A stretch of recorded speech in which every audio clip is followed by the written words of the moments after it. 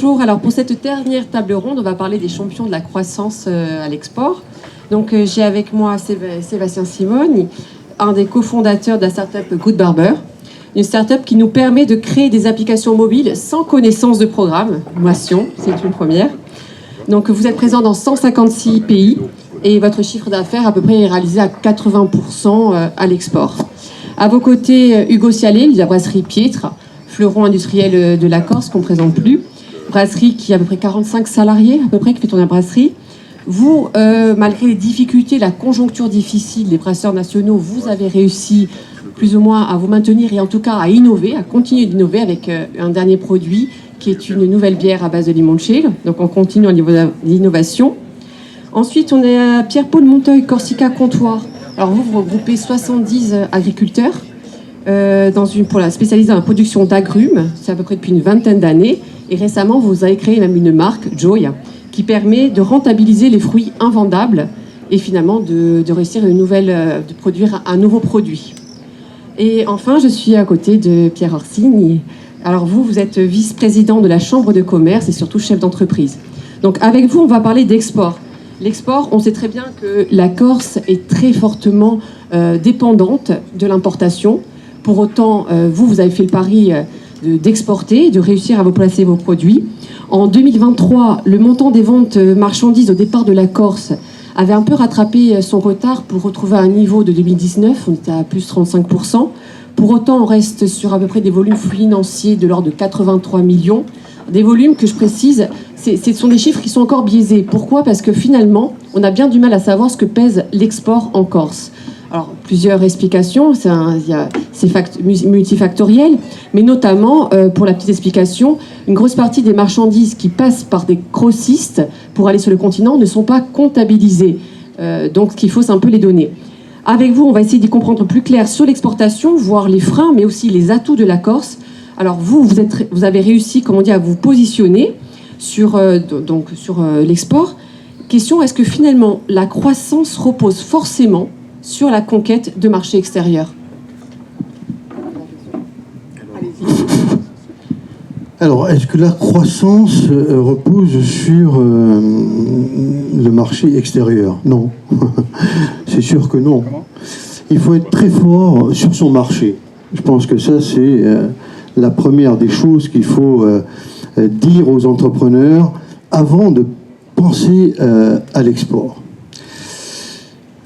Comment dire ? Moi, j'ai connu une Corse, peut-être pas moi, mais en tout cas mes parents ont connu une Corse qui produisait énormément. Énormément, ouais.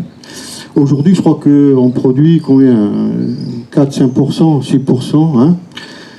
Alors, il faut savoir qu'il y a quelques années, les chiffres étaient inversés. On produisait 90%, hein ?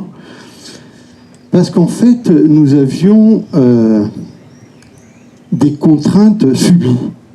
Contraintes subies, c'est-à-dire nous étions obligés de produire en Corse parce que les bateaux n'arrivaient pas quand on voulait, il n'y avait pas de frigo, il n'y avait pas de...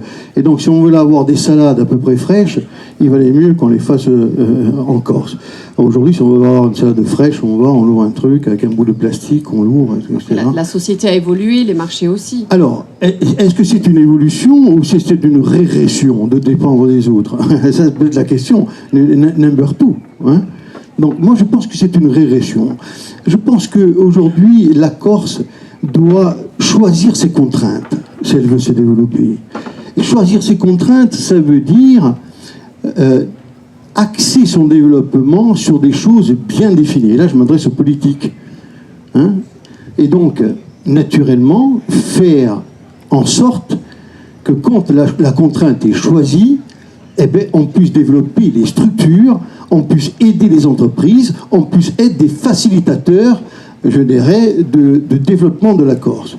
Alors, il ne s'agit pas de faire des plans sur la comète, il s'agit de se contraindre, il s'agit de prendre la Corse en main, C'est ça ce qu'il faut que l'on fasse. De choisir ce qu'on va produire, en fait. Choisir ce qu'on va, on identifie ce qu'on va produire. On va pas, je dirais, recommencer avec les bagues ou les quants attends, parce que la liste est très très longue, hein, des gros échecs de notre. Il y a des réussites aussi pour compenser. Hein.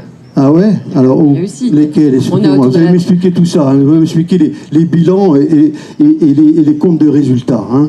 Donc, voilà. Donc, moi, je pense qu'on a beaucoup d'échecs et qu'il faut regarder les choses en face. Il faut arrêter de se masquer. Alors, on a autour là, avec nous des exemples de réussite, puisque M. Simone, avec Good Barber, vous avez figuré sur la liste nationale des champions de la croissance. Donc, Sébastien. Oui. On parle donc là, pour le coup, la Corse rayonne au niveau national, international. Donc on peut dire qu'il y avait la stratégie. Comment vous pouvez expliquer? Bon, je pense qu'en introduction, vous avez quand même expliqué qu'en fait, l'export, elle a une définition un peu multiforme. Moi, je pense qu'on peut considérer que le tourisme en Corse, c'est de l'export sur place. Il y a une chose qui est très mal comptabilisée aussi, c'est tout ce qui est service, notamment par exemple notre activité, qui est une activité de logiciel. Dans notre cas, je veux dire, si on ne pense pas à l'entreprise dès le départ, d'ailleurs je crois que les premières versions de Good Barber, elles étaient en anglais, elles n'étaient pas en français, et on a poussé la logique jusqu'à supporter 25 langues différentes, parce que les Américains étaient plutôt des produits en anglais. Ils n'adressaient pas des petits marchés pour eux qui sont les pays scandinaves. Enfin, en tout cas, ils adressaient de la même manière qu'ils adressaient le monde entier. Nous, on a voulu mettre du support technique, des produits localisés en face de chacun de ces marchés. Bon, après, je pense peut-être que le numérique, c'est un secteur particulier, mais c'est un secteur porteur aujourd'hui. C'est un secteur sur lequel oui, c'est un secteur porteur. C'est un secteur qui connaît une révolution qui s'appelle l'IA générative. Il y a des révolutions qui s'enchaînent, notamment ce qu'on appelle l'IA physique. Après, est-ce qu'en Corse, on peut tirer parti de ces révolutions? Moi, je pense qu'il y a un point de départ, c'est la formation, les écoles d'ingénieurs. Il faut qu'on ait plus de formation technologique et bien sûr du capital. Mais le capital, il vient au projet, il vient au bon projet. Hein. Je pense que, alors, si il y a eu des échecs, c'est aussi des fois parce qu'on fait les choses à l'envers. C'est-à-dire qu'on veut implanter une entreprise, mais en fait, il n'y a pas d'ingénieur sur place. Donc je pense que les choses, elles doivent se faire dans le bon ordre. Alors, en ce qui vous concerne, vous avez installé des bureaux, notamment à l'étranger. Pourquoi alors ce choix? C'était pour dépasser certaines contraintes? Alors c'est vrai que la logique, ce que pensent les gens naturellement en disant vous travaillez dans le digital, donc du coup vous n'avez aucun problème, vous pouvez tout faire depuis ici. En fait, il y a quand même une contrainte démographique qui est très forte en Corse. On ne forme pas assez de profils, notamment technologiques. Et nous, c'était une façon de dépasser ces contraintes. Donc, on a créé notamment un bureau à Coimbra, qui est une ville universitaire, où on trouvait facilement beaucoup de profils tech. D'ailleurs, on n'est pas les seuls à s'installer là-bas, parce que quasiment toute l'industrie automobile allemande qui fait du soft, ils sont à Coimbra. Alors, vous, M. Salil, c'est l'inverse finalement. Avant d'aller conquérir des parts de marché au national, voire à l'Europe et même plus loin, vous avez d'abord travaillé localement pour faire une grosse part de marché. C'était une autre stratégie. Vous pensez que c'est la solution finalement pour avancer ces pions ensuite dans l'Hexagone? Effectivement, je pense qu'il faut faire les choses par étapes. Et se dire que si on veut, peut-être ou pas, c'est pas une nécessité, mais si on veut sortir et aller au-delà de nos frontières, il faut quand même être fort chez soi. Il faut que les gens viennent nous voir. Il y a quand même un choc démographique sur 3 mois. Est-ce que c'est de l'export? Pourquoi pas? En tout cas, il y a un choc démographique. Des gens qui viennent et qui repartent du continent, d'Italie, de partout. Et si effectivement on veut ensuite aller retourner voir ces gens-là qui sont venus, il faut que chez nous, ils nous aient vus. Et donc, je pense qu'il y a eu des choses à faire, effectivement, comme ça, par étapes. Ensuite, se pose la question du dimensionnement du projet. C'est se dire, est-ce qu'on fait un dimensionnement où on veut rester en Corse, ou est-ce qu'on fait un dimensionnement où on veut être en Corse, puis pouvoir un jour en sortir? Et là, c'est encore une fois, quelles étapes et comment est-ce qu'on se projette? Je pense que c'est nécessaire d'abord sur son territoire d'avoir une présence, de faire rayonner la Corse. Je rappelle que 65% des ventes se font sur place. Hein. Non, 65% sont en dehors de Corse. Oui, en dehors de Voilà. On a plutôt un tiers des ventes en Corse. Mais bon, ce sont des mécaniques qui se sont dans le temps inversées. Forcément, au début, vous commencez de 100 et puis voilà. Après, c'est vrai, effectivement, la Corse, c'est un territoire qui est par nature contraint, fermé, surtout sur les produits physiques. Je pense que quand on vend du service, de la technologie, là, on peut vraiment viser au-delà. Mais quand on est... Donc finalement, on revient. Si on veut se développer, se grandir, il faut aller se faire d'autres marchés.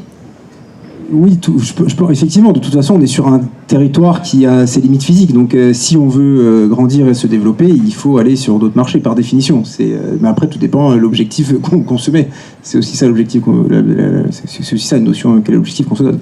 Alors justement, monsieur Monteil, donc quand vous avez créé, quand il y a eu le regroupement, le but c'était aussi, on savait très bien que les limites sur le territoire avaient été atteintes, donc il fallait les chercher. Oui, alors tout à fait.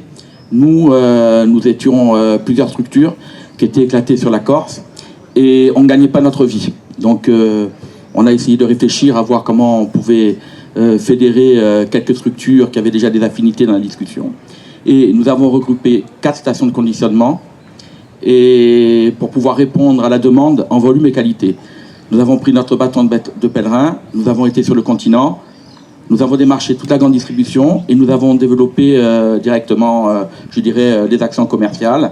Et puis, on a gagné la confiance, on a créé des opérations gros volume et aujourd'hui, nous traitons 15 000 tonnes de produits avec une plateforme d'éclatement sur Cavaillon qui nous permet d'être très réactifs vis-à-vis de nos clients. Alors évidemment, on les suit, on développe, et ça n'a pu être fait aussi que par des démarches de qualité. C'est-à-dire qu'à un certain moment, il faut vraiment des produits de qualité, le respect de la parole donnée, un grand professionnalisme pour pouvoir se développer. Alors, on ne considère pas que le passage de Corse-Continent est considéré comme de l'export, mais ça en est quand même, parce qu'on en a toutes les contraintes. On a des contraintes logistiques, des intrants, les emballages, évidemment tous les transports. Dès qu'il y a un petit grain de sable dans les rouages, ça devient très très très compliqué. Surtout avec des produits frais. Surtout avec des produits frais. Donc nous, dans le cadre des indications géographiques protégées, on livre quand même le consommateur en 72 heures chrono. Et du coup, on a intérêt à être bon. Et puis, comme on nous commande à la nature, quand le obéissant, quand on a des conditions climatiques un petit peu particulières, on est obligé d'anticiper pour ne pas subir. Donc, c'est un travail permanent. Et semaine par semaine, on prévend ce qui est susceptible de rentrer dans nos différentes stations de conditionnement. Voilà. D'accord. Et justement, est-ce que pour aller vers d'autres marchés, là, vous êtes en France, mais vous êtes aussi à l'Europe. Alors, les pays limitrophes plutôt. Alors, je rejoins ce qui a été dit précédemment, c'est-à-dire qu'on ne va pas faire de l'export pour faire de l'export. Si on arrive à rayonner autour de chez soi, c'est toujours mieux. Et puis après, on se développe sur le territoire national. Sauf que, fort de notre succès, et puis tant mieux pour le développement de toutes les filières agricoles, on est victime de notre succès. Donc, on se retrouve dans une situation où on a beaucoup de jeunes, ou des gens qui ont des filières qui sont un peu moins, ou qui sont plus difficiles en termes économiques, qui viennent à l'agriculture. Donc du coup, moi je sais que quand j'ai commencé en tant que directeur commercial de Corsica Comptoir, on était à peu près sur 3 000 tonnes de produits. Aujourd'hui, on en fait 15 000. Donc c'est pas du tout la même organisation. Et cette croissance va tendre vers 40, voire 50 000 tonnes. Chaque fois qu'il y a eu un ressaut, on a su passer le Rubicon. Maintenant, on se dit qu'il faut peut-être encore continuer à anticiper pour ne pas subir. Et c'est pour ça qu'on est en train de travailler sur tout le Benelux. Donc on travaille avec le Luxembourg, on travaille avec la Belgique, on travaille avec la Suisse. Et maintenant, bon, il y a aussi des pays à forte valeur ajoutée. Et avec l'Italie, c'est notre plus proche voisin. Alors, l'Italie, ils font, et l'Allemagne. Alors, d'abord l'Italie, sont producteurs d'agrumes. Donc c'est pas... C'est une compétition. Alors, c'est une compétition. Ils font 30 000 tonnes de clémentines. Hein. C'est pas anodin. En Calabre, ils ont une super clémentine. Elle est destinée au marché local. Donc, avant de prendre des produits d'ailleurs, ils vont faire de l'autoconsommation. Vous, le marché italien. Effectivement, Je pense que ce qui est intéressant, ce que vous avez dit, c'est quel est entre autres, quel est le produit qu'on amène à l'export. Parce que si c'est un produit qu'on va retrouver, qui est justement un produit qui est en substitution de quelque chose qui se fait sur place, fondamentalement, c'est quoi la valeur ajoutée? Donc, quand on est victime de son succès aussi, je pense qu'on a une vraie valeur ajoutée sur le marché. Et après, de se dire, est-ce que le produit que je fais, il y a l'export proche, effectivement, qu'on aille à Marseille ou qu'on a en Italie, a priori, surtout depuis Schengen, a priori, c'est pareil.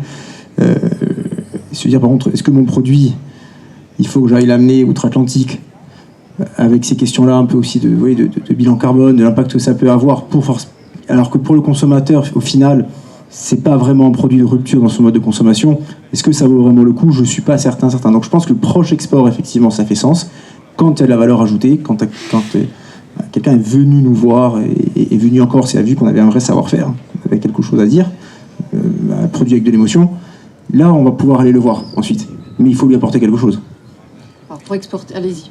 Non, je voulais juste rebondir sur la valeur ajoutée et les coûts cachés de l'entreprise. Donc on peut aller à l'export naturellement, comme on le disait, avec un produit de qualité, donc à forte valeur ajoutée. Les problématiques que nous avons en Corse, qui est importante, ce sont les coûts cachés. Tout à l'heure, vous me disiez, quand on a des problèmes, on est obligé de surstocker sur le continent. C'est un produit qui peut être périssable, donc ça veut dire que c'est peut-être des produits qui vont aller à la benne plus tard. Je ne sais peut-être pas, sûrement même. Non, mais on évite, mais on peut imaginer. C'est lié à l'insularité, donc. On a des problèmes aussi sûrement sur les automisations, les machines, excusez-moi, automatiques que vous avez, les pièces détachées, tout ce qui est autour de la maintenance de l'outil industriel, c'est ce que je voulais dire exactement.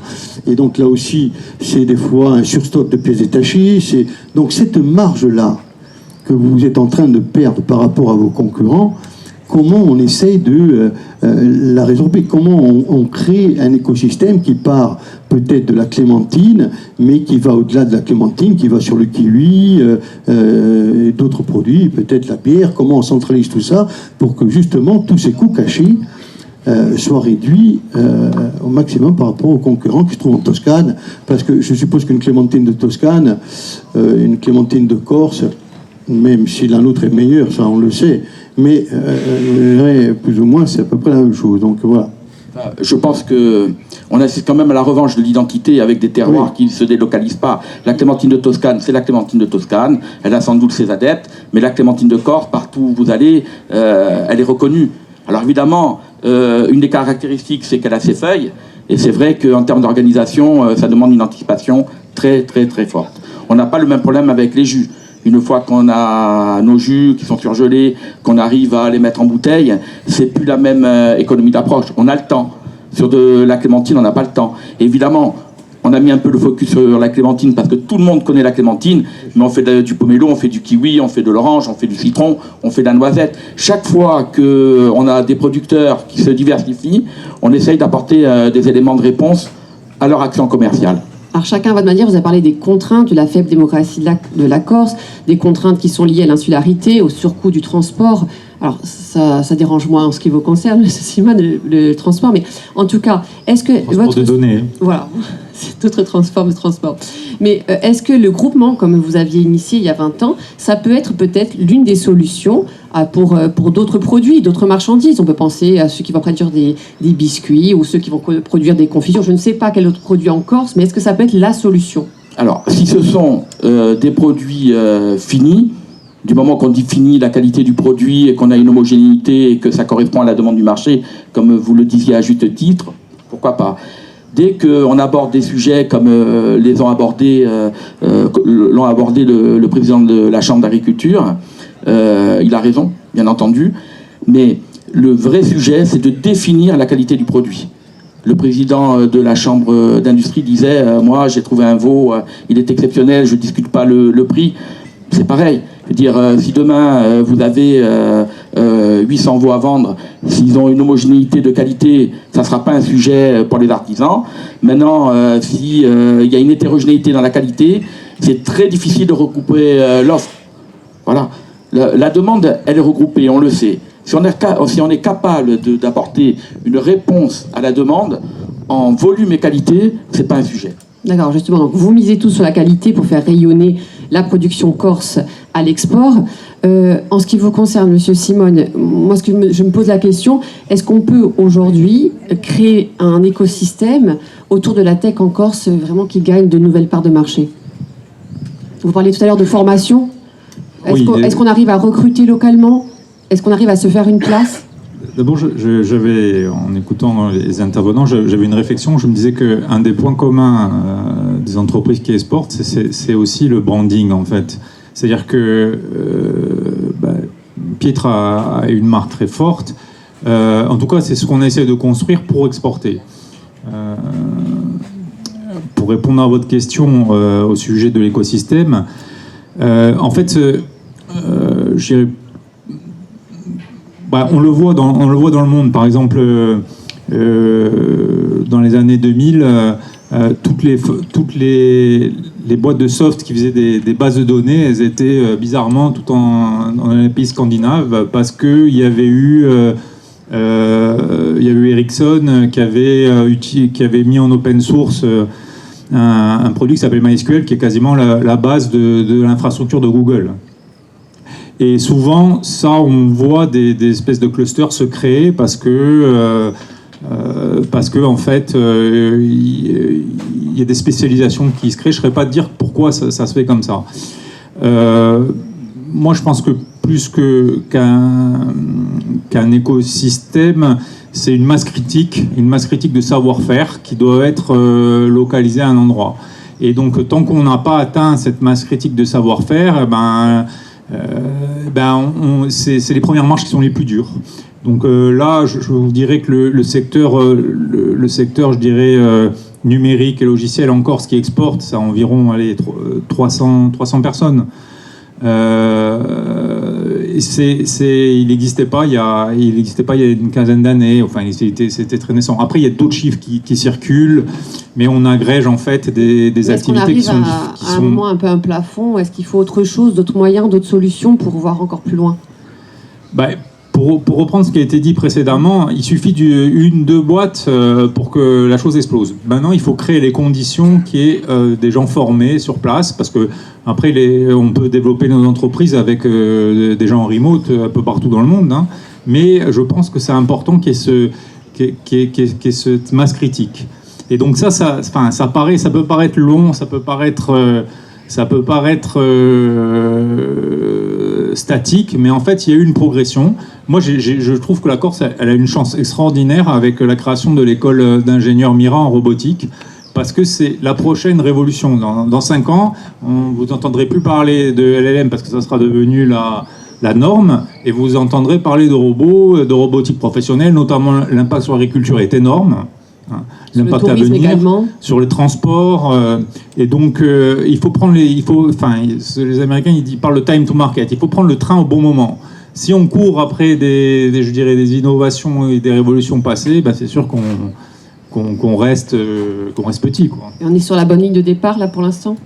Je pense qu'il faut. Je pense que c'est une opportunité. Après, il faut les amplifier, il faut leur donner la chance d'exister. En parlant d'opportunités, monsieur Hassan, tout à l'heure, vous parliez que l'essentiel était peut-être, avant de travailler localement, de se faire son réseau, sa marque, son propre développement, en déterminant des besoins et ensuite en industrialisant ces besoins. C'est un peu, d'une certaine manière, ce que ça veut dire quoi? Pour que justement, il y ait un tissu économique qui se développe et qu'on puisse atteindre des tailles critiques. Et à ce moment-là, on pourra aller à l'export. Mais qu'est-ce que vous identifiez comme besoin? Comme besoin de l'île, ça peut être quoi? Les besoins de l'île, ça peut être quoi? Ça peut être... Est-ce qu'on n'est que dans le domaine de l'agriculture? Est-ce que vous voyez d'autres... Alors, l'agroalimentaire, naturellement. L'agroalimentaire, on va placer l'agroalimentaire en tête des besoins, mais ça peut très bien être l'industrie du papier toilette, ça, ils sont faire ça peut être d'autres industries définies, ça peut être des pâtes sèches, ou ça peut être... Il y a des marchés intérieurs. Il y a un marché intérieur important.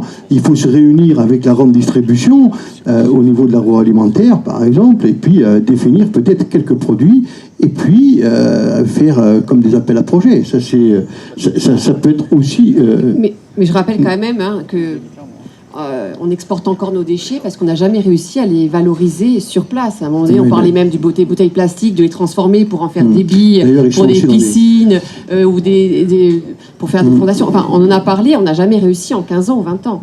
Ben oui, Qu'est-ce qu'il a manqué alors? Ben, il a manqué d'acteurs, il a manqué d'ingénierie. Peut-être aussi, Sébastien Simone disait qu'on a besoin de développer de l'ingénierie en Corse pour faire de l'export ou pour créer des industries et les développer.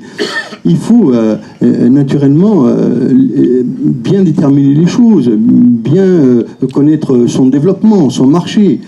Donc c'est ce qui a un petit peu manqué. Aujourd'hui, C'est une vision politique, d'une certaine manière, alors? Je Économie, politique, finalement, sont je liés. pense que les politiques doivent être des facilitateurs. On ne demande pas aux politiques d'être des entrepreneurs, mais on demande aux politiques de nous donner un axe de développement et de nous faciliter les démarches. Oui, et non pas l'inverse. C'est-à-dire, aujourd'hui, vous avez quoi? Vous avez des porteurs de projets qui arrivent voir les politiques. Et les politiques trouvent ça bien. Ils disent ouais, c'est bien, il veut faire quelque chose de pas mal, il veut développer. Et puis il ne va pas penser à l'écosystème. Il ne va pas penser à tout ce qu'il y a autour pour que cette entreprise puisse réussir à percer. Et donc c'est ça qu'il faut faire. Aujourd'hui, il faut, je le disais tout à l'heure, contrainte, c'est pas beau comme nom, mais contrainte choisie, c'est mieux, ça passe mieux. Donc il faut définir des contraintes choisies. Il faut choisir du développement. Il faut essayer de développer. Peut-être pour pousser un peu plus loin, parce que là on a plus vraiment sur l'export, on est plutôt sur le choix du modèle productif. C'est un peu ça le sujet, et il y a un peu deux modèles qui s'opposent aujourd'hui. C'est soit une sorte de, alors, au niveau national voire international, hein, c'est soit plutôt une notion de décroissance en disant bon, aujourd'hui on n'a plus les ressources, l'énergie pour croître, l'énergie pas chère à profusion. On parle du circuit court, qui est plutôt dans l'air du temps. Oui, aussi. On parle aussi de circuit court, ou sinon il y a un peu d'autres personnes qui disent bon, on va plutôt vers la croissance verte et comment essayer de mieux produire, on peut produire plus, mais en produisant mieux. Et je pense qu'on a encore une chance qui est énorme et qui est inouïe, c'est de se dire on est quand même sur un territoire qui est pas très très grand, mais qui est quand même assez conséquent, donc il y a un petit peu de monde, avec de l'énergie, de l'éolien, du solaire, donc on pourrait être en plus une sorte de laboratoire national, voire international, de beaucoup de visions comme ça, de production qui pourraient être ensuite dupliquées à plus grande échelle. Donc ça, je pense aussi que c'est quelque chose qui pourrait, en se disant, la Corse, elle peut rayonner aussi comme ça. Vous partagez cet avis, M. Montel? Moi, je le partage, d'autant plus que les productions que nous faisons, elles se différencient par rapport à ce qui se fait sur le continent. On a vraiment le caractère identitaire qui ressort. Donc, on ne vient pas directement en concurrence. Ce qui fait qu'on peut trouver même l'éco-branding, on peut trouver des solutions, il y a vraiment des choses à faire. On a la chance aujourd'hui de pouvoir faire des produits identitaires, ancrés sur leur territoire, et qui soient faits proprement. Mais on a besoin de les vendre, ces produits, donc il faut aller chercher des parts de marché ailleurs, on est bien d'accord. Ici, le territoire est restreint au bout d'un moment. Oui. Alors, il y a des marchés de niche. Longtemps, la Chambre de commerce a accompagné ces marchés de niche. On est allé même dans l'Europe du Nord, essayer de vendre des produits, de faire valoir l'authenticité, la qualité des produits corses. Alors, est-ce que ces efforts de l'export n'ont pas été payants, selon vous, M. Orsini?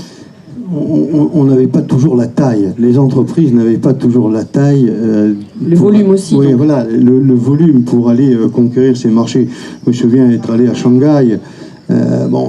Quand les gars ils vous disent, on était ensemble d'ailleurs à Shanghai. Je ne sais pas si tu as vendu de la bière à Shanghai. Non, tu ne l'as pas vendu, tu vois. Mais ils ont eu tort. Mais voilà, il faut que les entreprises atteignent des masses critiques. C'est pour ça qu'il faut un écosystème. Je trouve que l'exemple de M. Montiel est vraiment parlant. C'est comme ça qu'on peut aller demain conquérir des marchés. Donc se regrouper aussi. Se regrouper, bien sûr, et essayer d'effacer un petit peu tous ces coûts cachés, quoi. Le transport, nous on est pénalisés 2 fois. Dans le public, je vois un producteur de confitures excellente. Je ne pourrais pas citer le nom, mais lui, il me dit, Pierre, j'achète mes pots à l'aller, ça me coûte tant, au retour, ça me coûte tant, finalement, toute ma marge est partie à l'eau, quoi, est partie en mer, parce que... C'est même peut-être plus facile même de développer certains marchés une fois qu'on est déjà sur le continent. Je vais finalement partir. Partir sur le continent, faire mes confitures. J'ai dit non, on va t'aider, non, on va essayer de développer, on va essayer d'aller de l'avant. Vous voyez, c'est un petit exemple, comme ça, on disait tout à l'heure... Là, c'est la contrainte directe de l'insularité que vous dépeignez. La contrainte directe de l'insularité. Est-ce qu'une fois qu'on est sur le continent, qu'on a ces produits, c'est plus facile de démarcher des pays limitrophes, puisque ça peut se faire de façon plus simple, non? Non, c'est la même difficulté. C'est-à-dire que vous produisez vos produits ici, même si vous avez mis un premier pas sur le continent, vous les produisez toujours ici. Donc vous avez toujours les contraintes, c'est toujours les mêmes coûts, c'est toujours la même difficulté.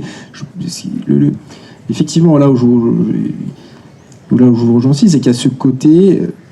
Quand on est en Corse, il y a beaucoup de PME. PME, beaucoup de TPE. Et l'export, c'est quelque chose assez... le retour sur investissement, il est incertain, et s'il est, il est long. Et donc, quand vous investissez 1 euro dans une TPE, dans une PME, vous allez dire, bon, mais de toute façon, j'en ai 5 à investir, et il faut que je priorise. Il faut prioriser. Et si l'export, s'il arrive 6e, et du coup, parce que c'est cher. Et là, par contre, il existe pas mal de mécanismes d'accompagnement quand même. D'accord. Et ils sont suffisants et adaptés aux situations aujourd'hui? Aux tailles des entreprises? C'est compliqué de dire oui, il y a une offre parfaite pour chaque entreprise. J'ai envie de dire une offre parfaite pour chaque entreprise, c'est du sur-mesure. C'est pas simple. Mais en tout cas, il y a des démarches qui existent. Moi, je vais être très clair. Les sports, on s'y intéresse depuis assez peu de temps finalement, pour les raisons que j'expliquais tout à l'heure. On a été très très très très bien accompagné par la CCI. Il faut dire les choses. Merci. Je le dis parce que c'est la réalité que je le pense. C'est Régent de notre président. On a réfléchi ensemble quelles étaient nos cibles, faire des études de marché, voir s'il y avait une capacité financière suffisante pour nos produits. Et puis on a commencé à faire des salons. Aller à Madrid, aller à Berlin, aller à Nuremberg, présenter nos produits, ce sont des budgets. Je veux dire, même si on commence à être des entreprises petites, grosses, je dirais, hein, mais les marges, elles sont quand même ténues et c'est important d'être aidé. Alors, on arrive à la fin de cette table ronde qui est passée très vite, mais en effet, donc, vous avez réussi le pari de l'export à différents degrés, dans différents domaines. Alors aujourd'hui, j'aimerais juste chacun puisse conclure. L'export, c'est difficile. L'export sur une île, c'est pas toujours en effet évident. Mais en tout cas, vous y parvenez. Alors, conclusion, Monsieur Monteil, puisque vous avez la parole. Déjà, moi, je voulais remercier un petit peu tous les intervenants publics, que ce soit la CCI, la collectivité territoriale, l'État, parce que sans aide, très très très compliqué, parce que on est une île, et par définition, une île, c'est entouré d'eau. Donc, c'est d'énormes difficultés logistiques. Par contre, là, il faut faire très très attention parce que j'ai participé à pas mal de réunions dans le domaine de l'agriculture. On commence à entendre une petite musique en disant oui, mais bon, vous êtes dans des filières qui avaient réussi, vous n'avez pas besoin de grand-chose, on va s'occuper des filières. Alors oui, nous on est entièrement d'accord qu'on s'occupe des filières qu'on a besoin de développer pour garder un maillage de territoire, tout ce qui a été évoqué tout à l'heure, mais... Restez encore à vos côtés, donc. Oui, je pense que c'est indispensable. Monsieur Salé. On a quand même la chance d'être sur une île qui a beaucoup à offrir et beaucoup à produire. Donc les contraintes qu'elle génère sont un peu la contrepartie de ce qu'elle a à offrir. Donc je pense que ces contraintes-là, il faut les... il faut se dire, faut les embrasser, vivre avec et les voir aussi comme quelque chose à surmonter. Comme une opportunité. Vous, Monsieur Simoni? Moi, je crois que, il y a des endroits où on se pose pas la question de savoir s'il faut exporter ou pas. Il y a aussi, j'ai été dans des pays où c'était, je pense notamment Israël. C'était une évidence. Ils le disent. De toute façon, notre marché, il pense que le marché de l'Union est petit, mais il n'est pas suffisamment solvable et donc il s'exporte. Et moi, je pense qu'il y a quelque chose de vital, en fait, dans l'exportation, c'est l'échange d'informations. Parce que quand vous essayez d'exporter, en fait, vous apprenez plein de choses sur les marchés, vous apprenez plein de choses sur les besoins à travers le monde. Et ça me paraît hyper important parce que c'est des choses que vous ne pouvez pas lire dans la presse. C'est des choses... si la Corse est... comment dire, ça permet j'allais dire préserver, qu'elle vit dans une espèce de système un peu abstrait, et en fait vous perdez toute cette information-là qui a une valeur immense.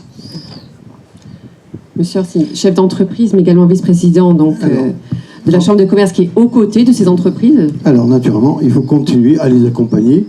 Il faut continuer à renforcer celles qui sont déjà à l'export, ça c'est important. Et puis il faut accueillir toutes les bonnes volontés. Il ne faut pas décourager les entrepreneurs qui ont une vision à l'export. Ça c'est très important. Il va falloir créer des systèmes d'ingénierie pour mieux les encadrer, qu'ils aient je dirais, les outils pour pouvoir affronter ce genre de marché. Et la CCRI sera toujours à leur côté et pour les défendre naturellement. Je vous remercie, messieurs. Merci beaucoup et merci à tous. Merci à vous.